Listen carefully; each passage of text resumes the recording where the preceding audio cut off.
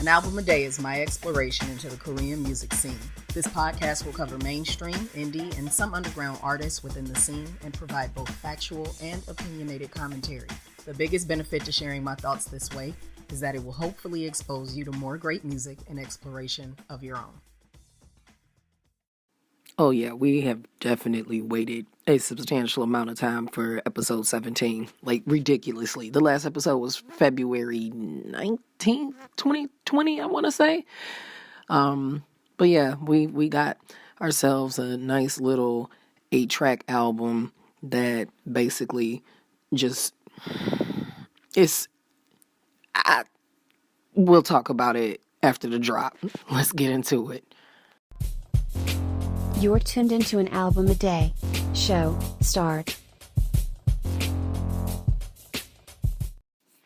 Hey everyone, and shout out to listeners from Canada. It appears that the most recent marketing for the show trailer, the show trailer seems to really be having a good impact on you all up there. So hello. Thank you for listening. Welcome to the chaos of how I record. Sometimes some episodes sound amazing, some don't.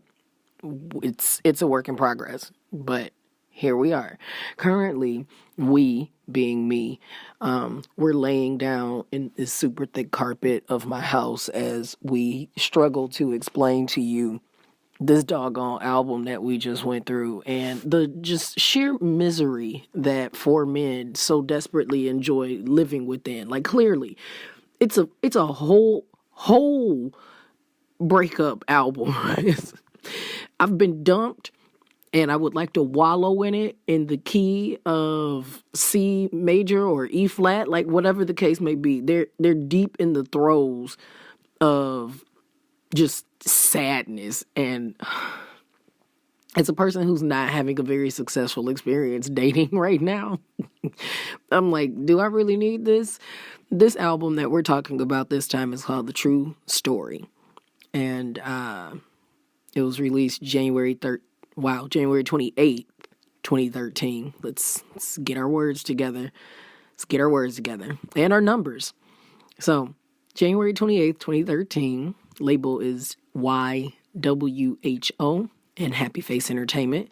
It was released as a CD and a digital download because at this point in time, we are solidly in the time of digital downloads. Like, it's inescapable. For those of you who are new to listening to them, there was a moment in time when we were talking about cassettes, okay? So this group has intense longevity. Nonetheless, this particular album peaked at number 10 on the Korean charts, which is nice. And at the time of this recording, 1,475 units had been sold. Now, I want to be technically correct.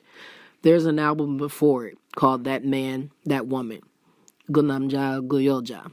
And it's a collaboration with an artist named Me, with multiple eyes. It's a lot of eyes. Like, Me! Me makes an appearance on this album as well. However, I'm not going to talk about that one. I'm just going to tell you the facts. Came out November 1st, 2011 on Happy Face Entertainment.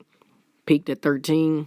Time of this recording, 1,348 units. The reason I'm not going to talk about it is because I cannot deal with back-to-back suffering. I simply can't. Like, I'm not even going to rank it. It exists there. Eat it, breathe it, find it. Do it on your own. I can't. Like, I need them just once to come up out of the sadness of love and emotional turmoil and just be like, hey, I want to make a song about loving you down, and it sounds like it. Like, I want it to sound like I'm pursuing you in that way.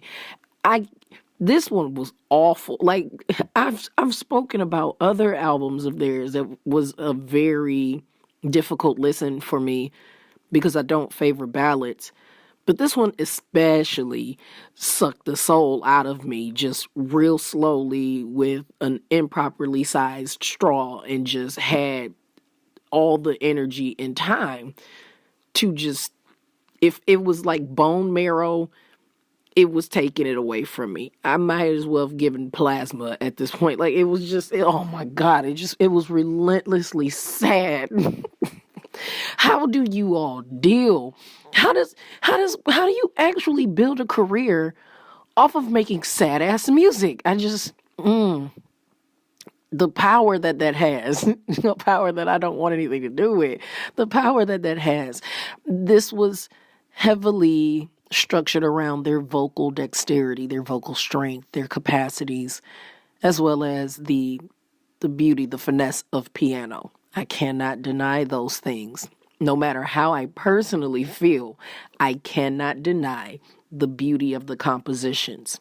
It's illustrious, bar none. It just is. The power of simplicity just oozes all over this album. However, ouch, like, I want to hug y'all. Do you need extra love? When's the last time you visited a loved one? The true story isn't just top to bottom sadness. It's reflections and peacefulness about the joys of love, but much the same for someone who has no understanding of the language. All you're going to hear is how freaking sad it sounds. It sounds like sadness. If sadness had a sound, this would be it.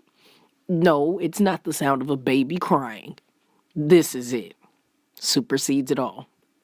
With that being said, K-pop fans, on a scale of 1 to 5, with 5 being worth listening and 1 not worth mentioning, the A3Day ranking on this album is a 4.5.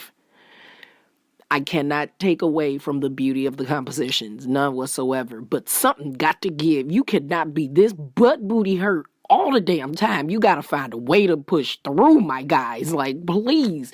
I can't give you a 5. I can't give you a 5 off the strength of emotional pain. I can't. Something you got to let go. Like, I know this is like y'all pocket. I get that. But, like, don't do this to me anymore. Like, 1998 better pull my whole sock off my foot while I still have the shoe on, okay? We haven't even made it to that profoundly amazing album that everyone's talking about. We still have to do Thank You. Thank You is the next EP. And then we jump into 2014 and do 1998. And my body is ready because this is awful. This is insufferable. This has been painful for me. The breakaway has actually been advantageous. I forgot how sad they make me feel. God in heaven. So, maybe this is what you need right now. Maybe you're like, hey, I saw that video of that woman turning 93 or 96 years old on Twitter recently, or TikTok, whatever the heck the kids are using these days. And they sing happy birthday to her. And she says, thank you. Hopefully this is the last time. This is how I feel every time I have to refresh the notes and be like, dang, we still on their discography. I'm going to die. I do want to at least acknowledge the fact that there's a song called, let's get the name of it. Oh, children. My World. I believe that would be it. My World. I could see how that possibly has some influences on another profoundly amazing artist by the name of Junsu. But we won't be talking about him for several more alphabet letters. So what other alphabet is that? I mean, alphabet is a letter. Woo! The ignorance when it jumps out. So this was a little bit of some mild chaos for you all. And we've got a few more albums to do of theirs. But, like, when they are done, this season is done. The season has had all kinds of miraculous disruptions and whatnot. Season 2 was a rough nugget. But we're almost finished. I appreciate you hanging in there with me. And we'll experience more together tomorrow in the next episode. Bye, y'all. Want to hear music from the artists reviewed on this podcast? Then you have to check out the hashtag A3Day Highlights playlist on Spotify. You can enjoy songs mentioned from select episodes, as well as experience music from new and favorite artists. Start listening with the free Spotify account today.